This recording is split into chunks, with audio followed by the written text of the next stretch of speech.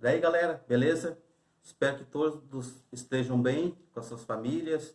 Aí, nessa quarentena que estamos passando, nesse momento ímpar da sociedade. Mas a vida continua e vamos lá, então, dar continuidade aos nossos estudos, agora de uma forma um pouco mais diferente, agora um pouco à distância.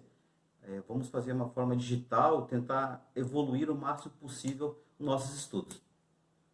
Eu preparei para vocês alguns vídeos. O primeiro vai ser sobre a revisão sobre a Revolução Industrial, que a gente já viu alguma coisa em sala de aula, mas eu vou recapitular isso, já que estamos há um bom tempo sem aula, para que possamos dar um start para essa nova forma de estudo.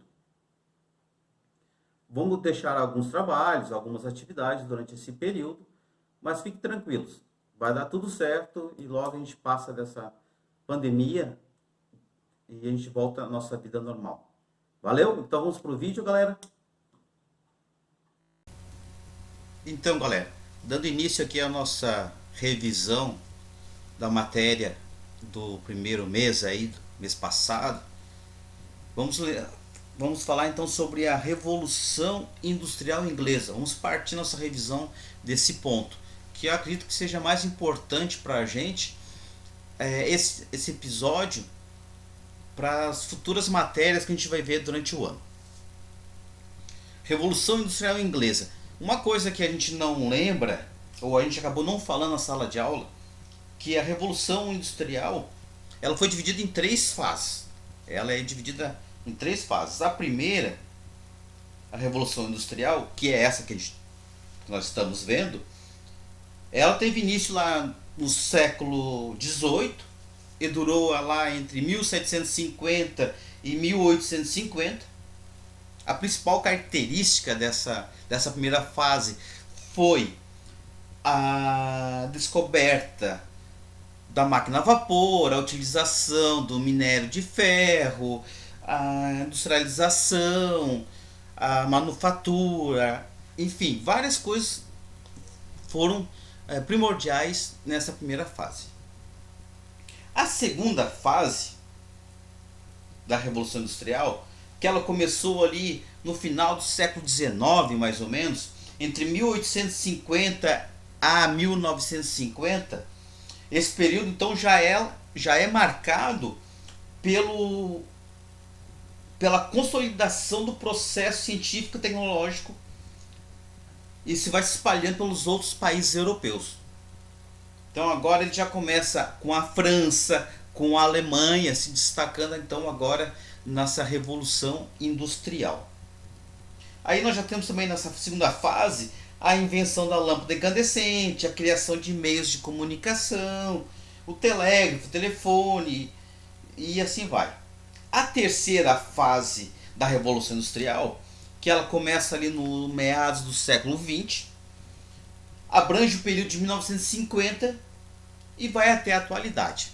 Então aí nós já temos agora um grande avanço tecnológico, científico, da informática e assim vai. Alguns cientistas nos falam ainda que nós estamos vivendo numa quarta revolução industrial, que seria agora a revolução tecnológica no qual nós estamos passando atualmente. Mas beleza, vamos voltar lá no que nos interessa então. Na Revolução Industrial Inglesa do século XVIII.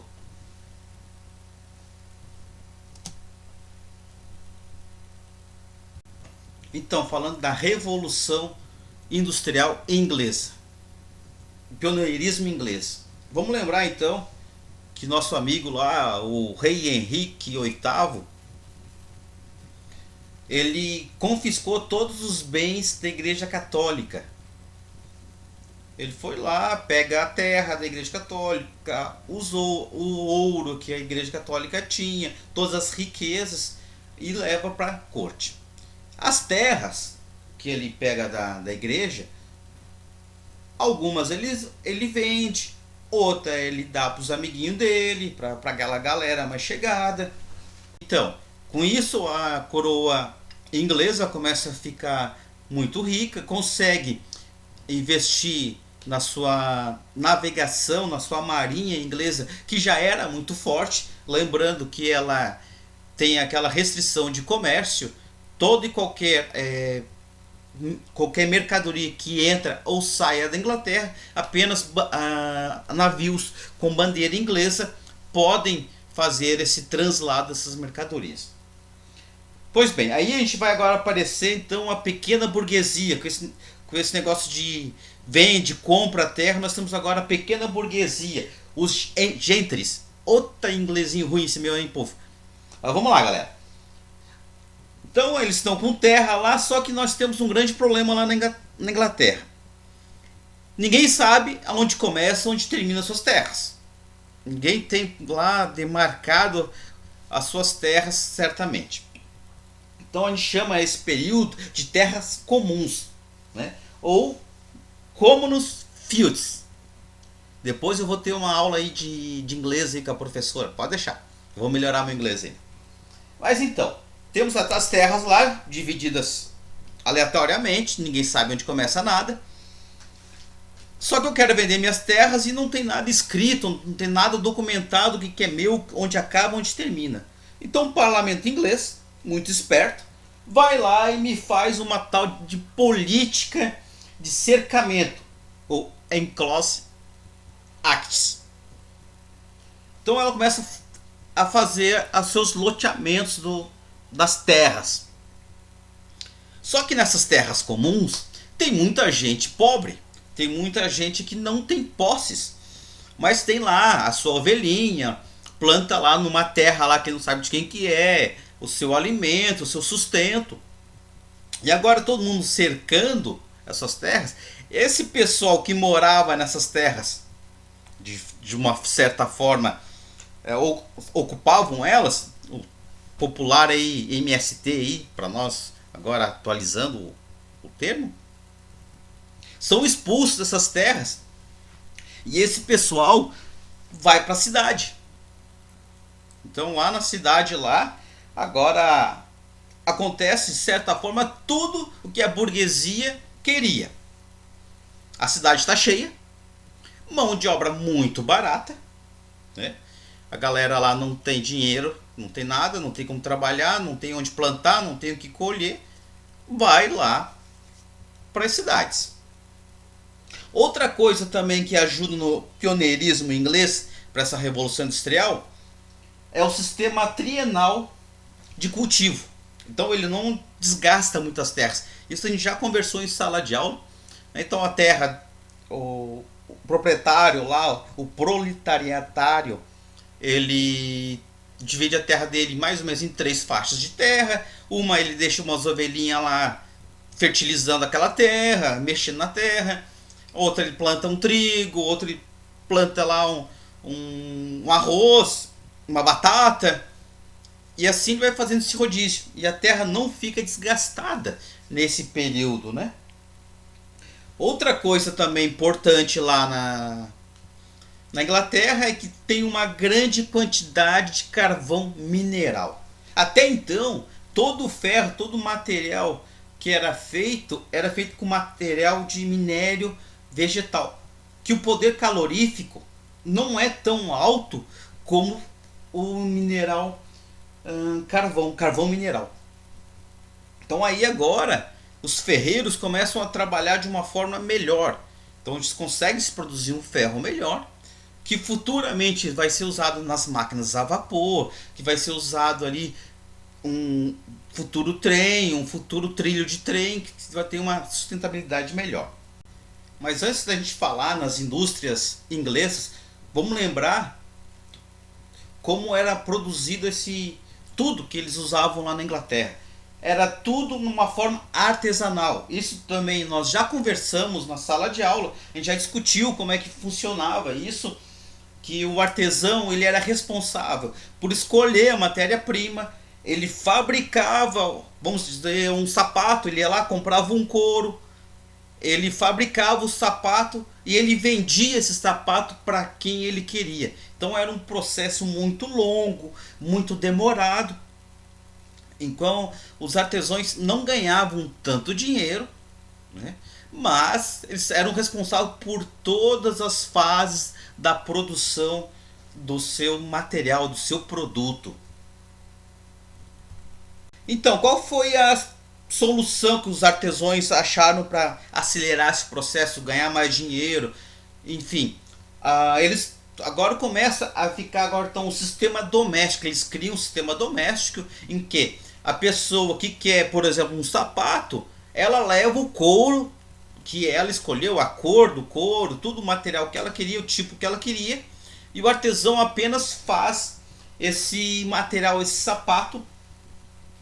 E agora também ele começa a deixar a não ser mais responsável pela venda desse sapato. Então ele vai terceirizar agora esse produto, essa fase da produção, para que uma pessoa venda esse produto, ficando a cargo do artesão apenas a fabricação desse produto final.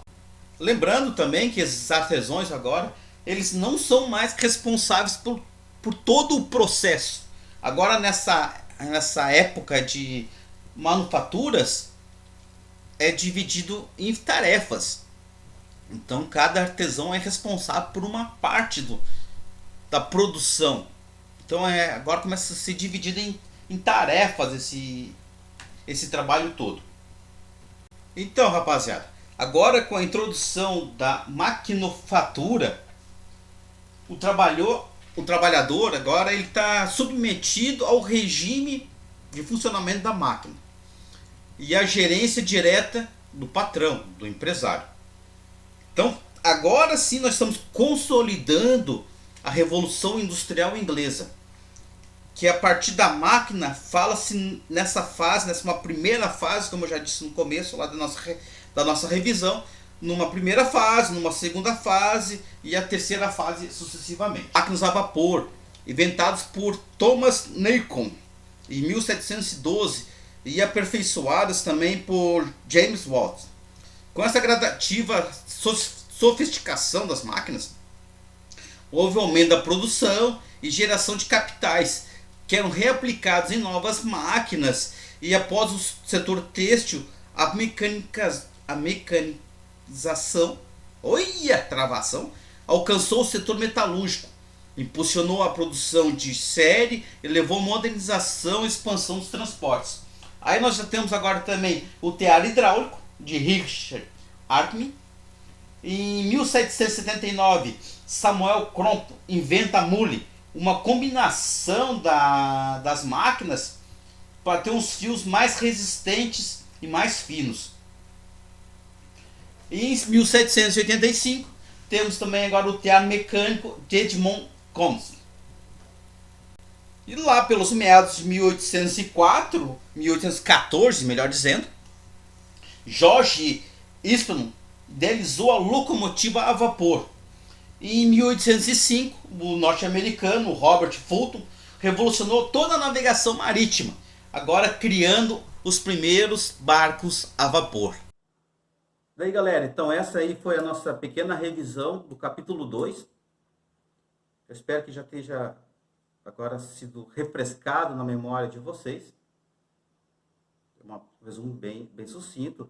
Eu vou dividir os vídeos daqui para frente. A cada tema eu vou procurar fazer um vídeo apenas, para a aula não ficar tão extensa, tão cansativa para vocês. Lembrando, nós temos a página 18 e 19 de tarefa. Essa tarefa eu já tinha passado para vocês. Espero que agora terminem de fazer essas tarefas. Publiquem ela no aplicativo da UNO, para que eu possa corrigi-las o mais rápido possível e dar um feedback para vocês daqueles itens que vocês têm dúvida. Lembrando que se tiverem alguma dúvida, pode usar o fórum para a gente trocar uma ideia sobre as dúvidas e sugestões aí que a gente pode ter durante a aula. Valeu, galera! Viu?